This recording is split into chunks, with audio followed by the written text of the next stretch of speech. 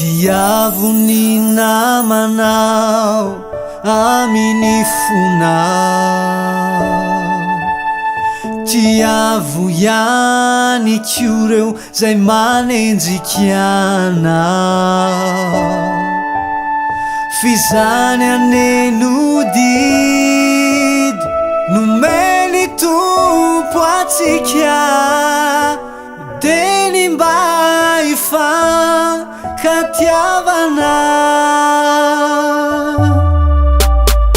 Fitiavana io nolova tsara indrindra, napetraky ny tompo ho atsika. Fitiavana io nolova tsara indrindra, napetraky ny tompo ho atsika. Mahaiza mifamela sy mifandefitra,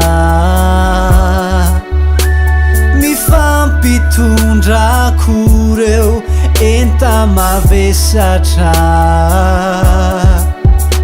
mba tsy ananatsiny amin'ny fiverenany. Ka ndeha izao sy anao ifankaty.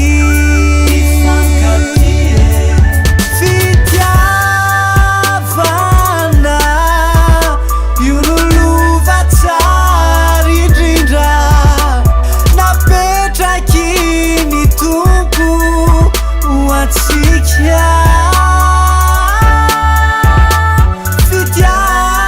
Fitiavana io nolova tsara indrindra, napetraky ny tompo ho atsika.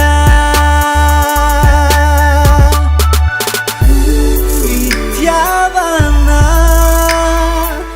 fitiavana,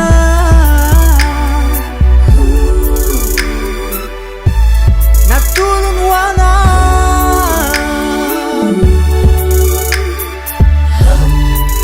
Kami faliw anilan yanao, rehefa sasamiandry anao zao e.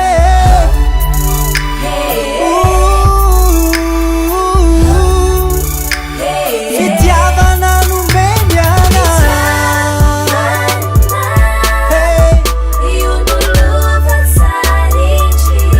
waiso anao.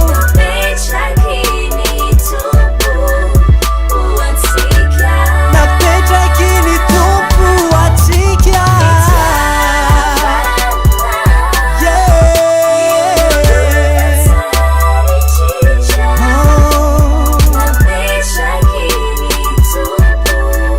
Ho atsika.